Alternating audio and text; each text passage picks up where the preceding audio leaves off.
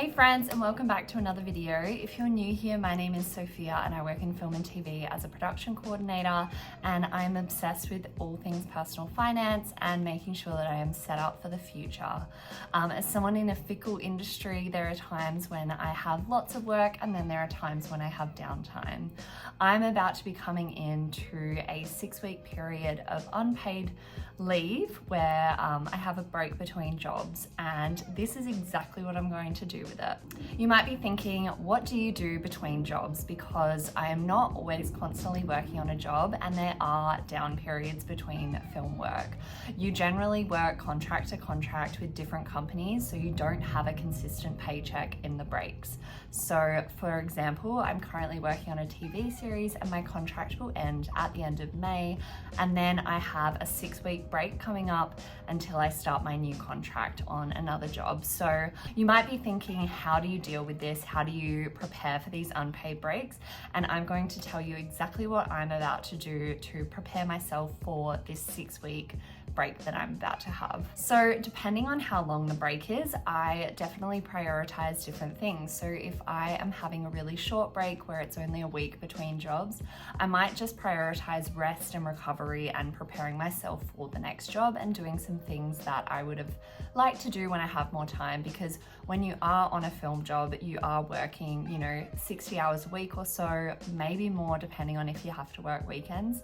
So the downtime is really necessary to rest and recover and prepare yourself for the next job, because it's a taxing industry. We work extremely hard and we put our all into the jobs that we do. So when it comes to having a break, it's really important to take some rest. Now, something about film and TV is you're not always guaranteed to know when your time off is going to be. Most of the time, you actually don't know when you're going to have time off, and it is really hard to plan holidays and spending time away from work around these jobs, because you kind of just take what you can get and then take the breaks as they come, but it's really hard to plan for them. This situation that I'm in is kind of optimal because I do know that there is a job at the end of this break, which is fantastic, because I have had some periods of very uncertain times where I actually don't know when my next job is going to start, which can be quite scary and put me in a scarcity mindset, which is never fun, because then you're just worried about the next paycheck and what you're going to be working on.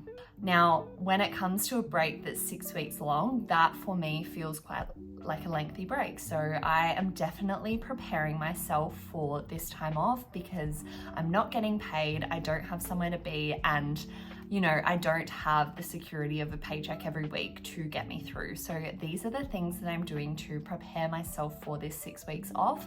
And as a freelancer, I think this is really important to think about as you're going from job to job, and it is a feast and famine type of industry. So I really try to make sure that I'm set up and not going to stress myself out, because there have been times throughout my career where, a job's fallen over and I've been extremely stressed about, what's the next job? Where am I going to get my next paycheck? And that's not fun. No one wants to do that. So if you have seen my other videos, you'd be very well aware that I use sinking funds. So I think sinking funds as a freelancer are probably the most useful tool that you can use to really set yourself up to not run out of money when you need it. So for example, if you don't know what a sinking fund is, they're little buckets of your money that you can split up into categories, so that you are always making sure that you have enough money allocated in each category to pay important bills, go on a holiday, cover expenses, and also emergencies if they come up. So I have a bunch of sinking funds. One of them, for example, is rent, one's car insurance, one of them is car expenses. I have a holiday sinking fund. I have sinking funds for just about everything in my life, so that when I'm working on a job and I am being paid well, I can put money away and have it for a future time when I might not be getting paid so much. So sinking funds have been a lifesaver when it comes to having unexpected time off, because I have these little buckets of money that I've pre-allocated for these certain expenses. So when I am thinking about this 6 weeks off that I have coming, I am already thinking ahead and thinking, how much am I going to need for rent? How much am I going to need for groceries? How am I going to budget my money that I'm receiving right now and allocate it towards things that are going to help me during this break? So I've been really, every time I get paid, I've been really focusing on putting more money into my rent sinking fund so that I have enough there so that on the break I'm not stressing about paying rent. I've been allocating more money into my grocery sinking fund and all of the essentials that I know are going to come up while I'm on this 6-week break. And then I'm not going to feel the pressure of not having a paycheck coming in every week.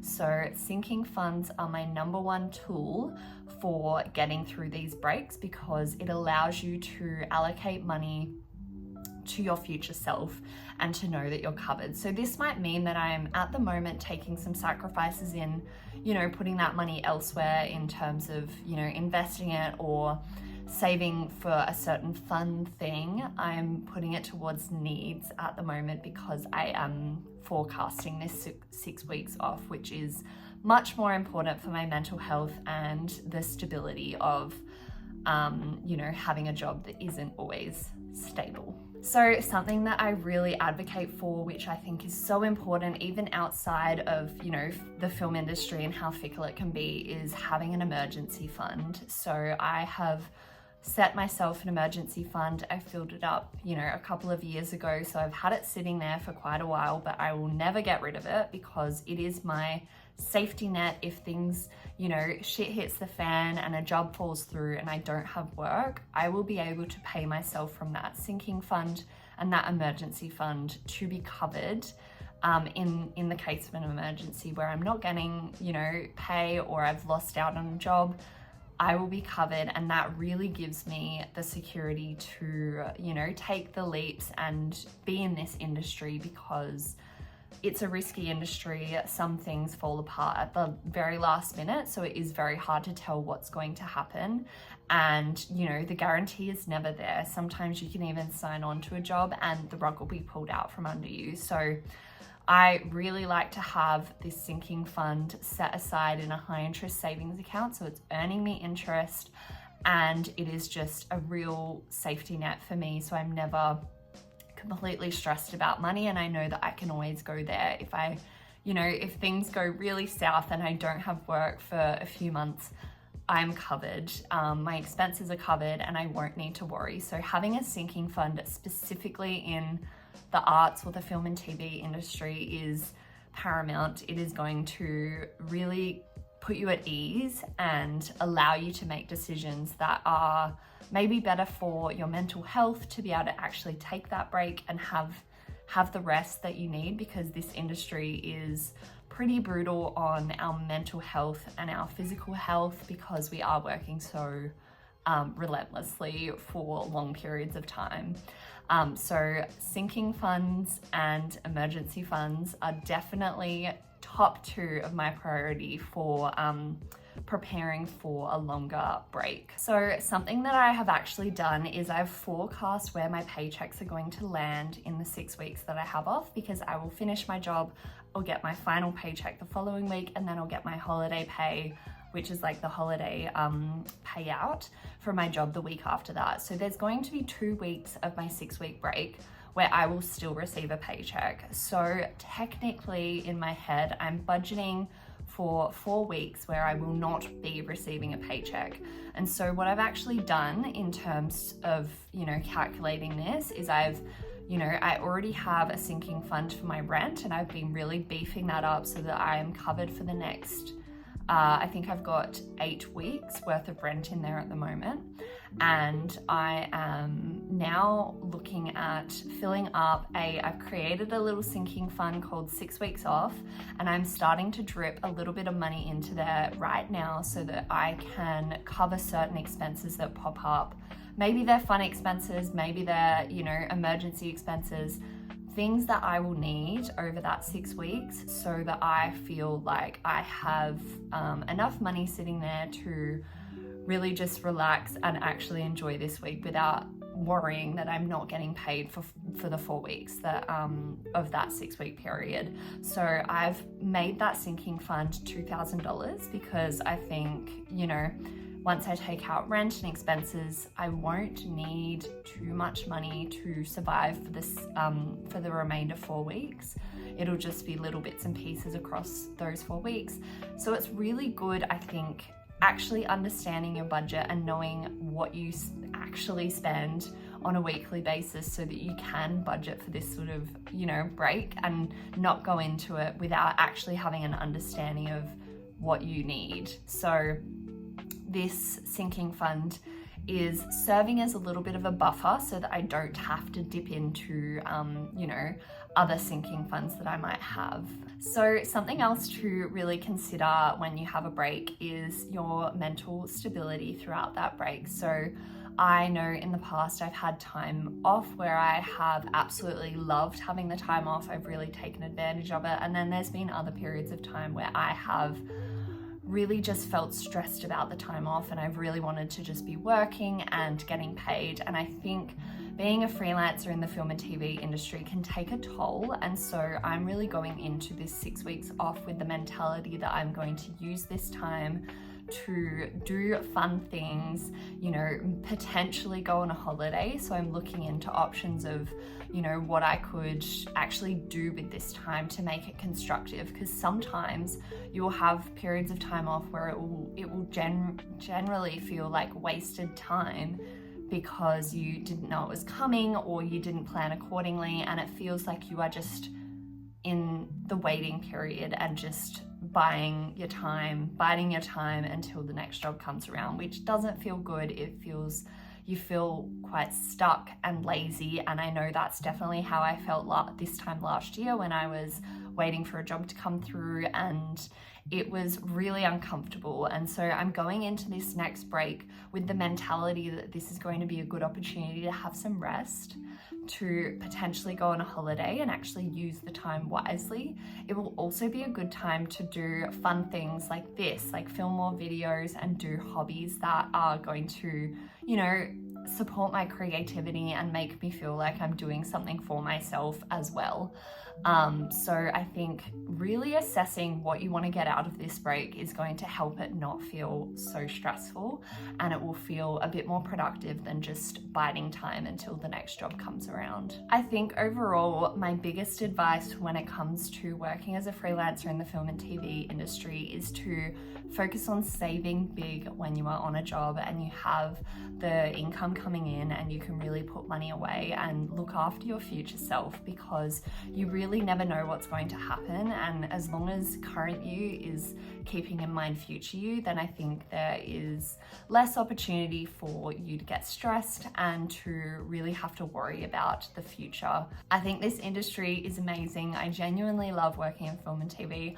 I love that I work contract to contract, which means I can take breaks and I'm not obligated to take leave or to worry about those sorts of things, but it does come with the hindrance of not exactly having the guarantee of a job on the other side of a break. So I think also, if you're someone that really isn't having consistency in the film industry yet, it's worth thinking about a side hustle. So for many years, I actually worked for a film festival, and I was able to supplement my income with film festival work in periods of time when there wasn't as much work, or I would decide to, lean into the film festival work more so while there were quiet periods, or so that I could really give myself a bit of a buffer in the downtime that I had. So I think having something to fall back into, even if it's just casual work, like I have a lot of friends that, have a casual job at IGA or Woolies, or one of those easy jobs that you can just float back into if you really get stuck, is going to be so helpful. I know there's other people that do, videography on the side or editing for people. There are so many avenues that could potentially be good little side hustles to pick up in the down period so that you are consistently able to bring some income into the house, because it can be stressful. Thankfully for me, I have consistently gone, from job to job with little breaks in between, and I did try. Last year, I very much cut out all of the excess that I was doing. So I don't actually have like a side hustle at the moment, which brings me a lot of comfort and joy, because I don't spend my time doing other things. I can spend my time on the weekend just for me, and that was fully intentional. But I do see the benefit in a side hustle during these down periods, because it's an opportunity to bring in extra money and to not feel so stressed when you're just relying on the one paycheck, which currently I am. So don't necessarily take all the advice from someone like me. You might want to get a side hustle so that you are fully covered during those down periods. So I think overall, when it comes to working in the film and TV industry and having breaks, it's really important to just think about your future self and try to plan ahead as best as you can. I know this economy is rough. It is really hard to save any money, but if you can pocket away little bits into sinking funds and try to prepare yourself for the down times, and don't go out and, you know, blow money when you are getting a bigger paycheck just because you have it. I think it's really important to just hold back a little bit and actually conserve yourself a little bit, so that future you is not having to stress so much. If you're interested in being in the film and TV industry, it's pretty fickle and it can be hard to have the consistency that one might be used to in a normal 9-to-5 contract where you're working for the same company.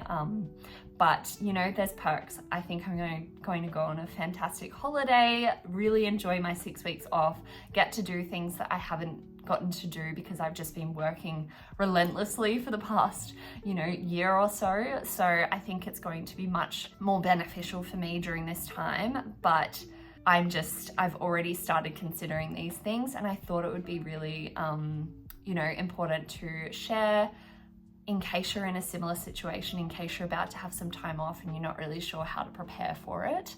I would start thinking sooner rather than later how you can look after your future self. Thank you so much for watching this video. I really hope it was helpful, and I hope that it shared a little bit of insight into the film and TV industry and how we sort of cope between jobs.